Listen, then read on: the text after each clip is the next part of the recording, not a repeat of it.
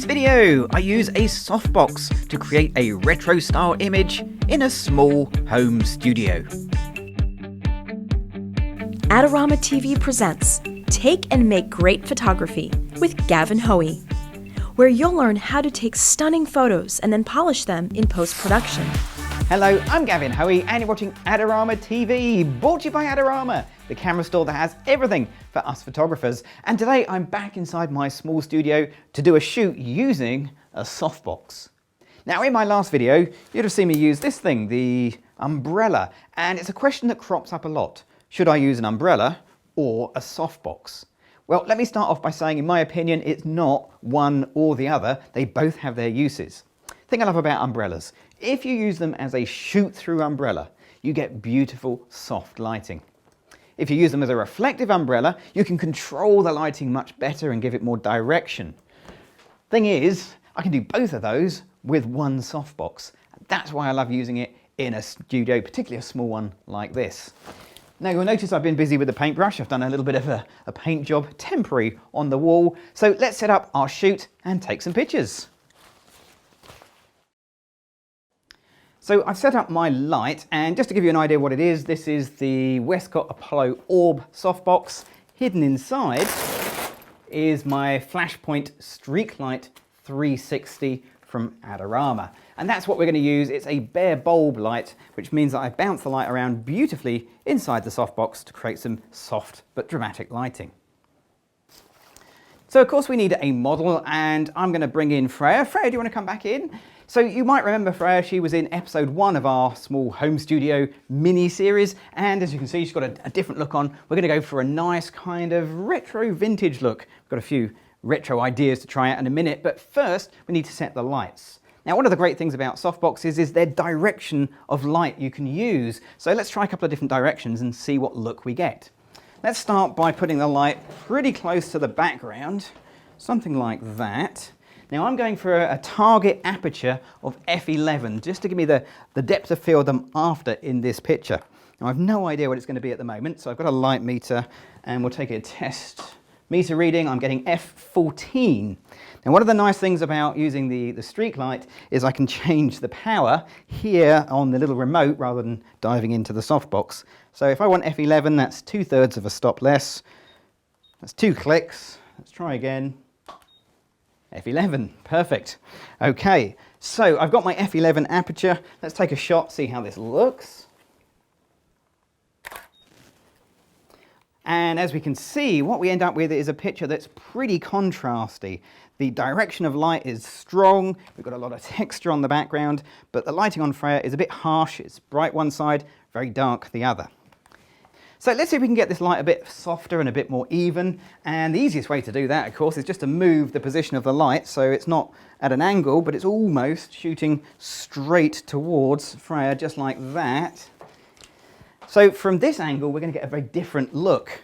But of course, moving the light means I might have changed the exposure.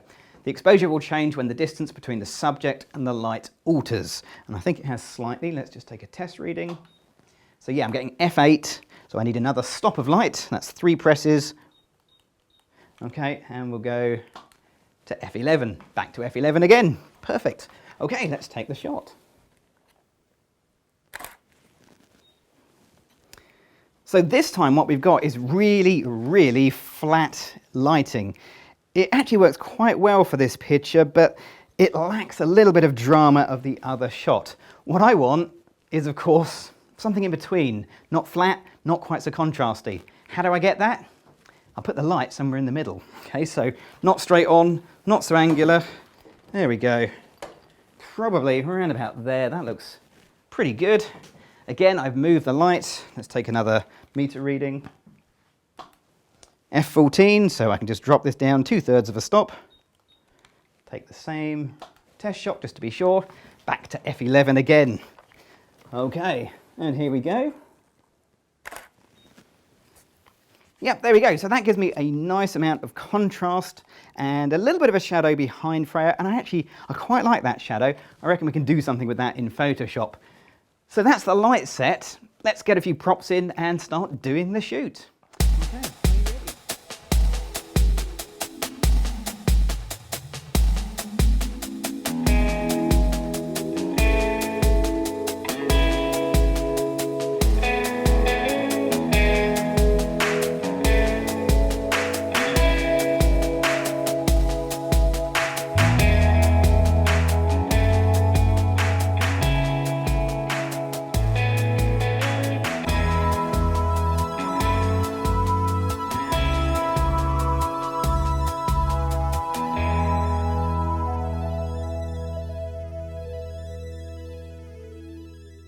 So there we go, we've got some great little shots there with our kind of retro vintage themed shoot and our vintage cameras. Freya's done a fantastic job, but what I need to do now is to get the best picture into Photoshop, and we're going to do some editing, and we'll do that right now. Don't forget to check out Adorama's latest contest and your chance to win amazing prizes. So before I jump into Photoshop, this is a video that's a little bit interactive, because if you have a go at reproducing the photography bit or the Photoshop bit or both, we want to see the results. Take them over to the Adorama Facebook page, upload them there, and let's see what you can do with the ideas from this video. I'll pop over as well and I'll add some comments too. So let's jump into Photoshop. Now I shoot everything in RAW, so we could do this in Lightroom, we could do it in Photoshop. I'm using Photoshop CC, and really all I want to do is to give this picture a feeling of age, of being slightly retro, and just a few little tweaks will give that look. Now part of it comes down to the photography with this nice warm coloured background and the clothing and the styling and so on, but part of it's in the post-processing. Now the first thing I'm going to change is the clarity, and if you know me, you know I love increasing clarity for that contrasty look, but not for this picture. For this picture I want a dreamy softness. Now I could take the clarity down quite low, but that's maybe a little bit too far. I'm actually going to bring it down to about -30, give or take, something like that. Now to add to that glowing effect, I'm going to do a couple of tricks, and they all revolve around the highlights and brightness of the picture. So I'll take the exposure and increase it by about half a stop, thereabouts.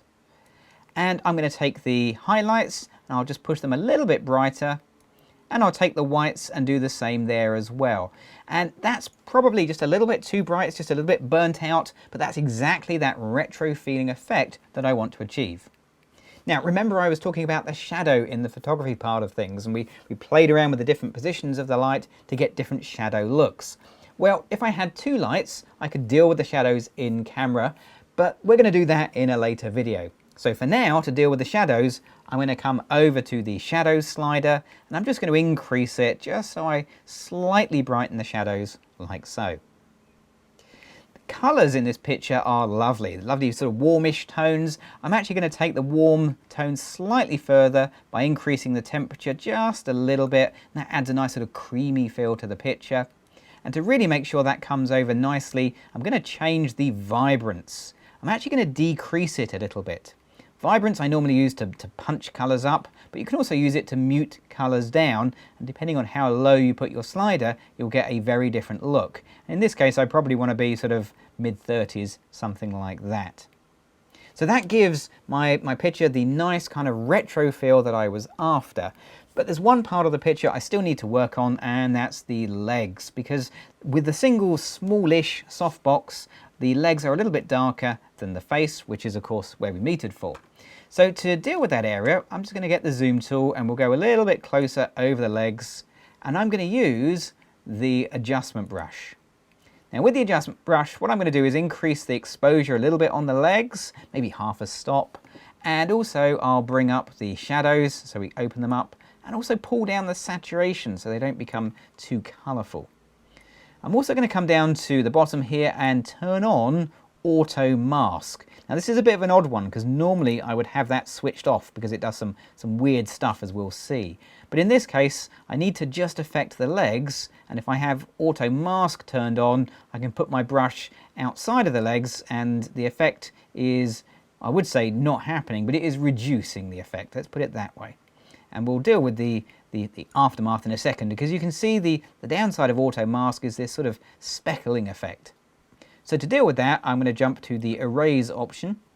I'll turn off auto mask, and using a nice small brush with a nice harder edge, let's bring that size down a little bit, I'm just going to erase that back to the original picture like so. The more time you spend here, the neater this will be, but for now we're just going to kind of do it reasonably quickly, something like that, and that should just give me a nice soft finish, but lighten those legs a little bit. And we can even possibly just push the exposure up just a tiny little bit more and pull down the saturation. There we go. So let's fit that onto the screen. There we are. So have a look at these two pictures side by side. The picture that I shot straight out of the camera was pretty good, but my editing just gives it that nice vintage or retro feel. And that's the final picture completed. So the only thing left for me to do now is just give my background a fresh coat of paint for the next video. Speaking of which, if you want to see more videos from myself and the other amazing presenters here on Adorama TV, you know what you've got to do. You've got to click on the subscribe button. I'm Gavin Hoey. Thanks for watching.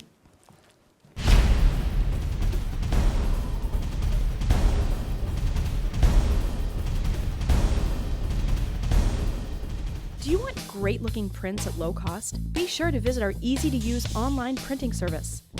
Adorama Pix has professionals who treat your images with the utmost care that you can count on. For a quick turnaround on photos, cards, or albums, use AdoramaPix.com.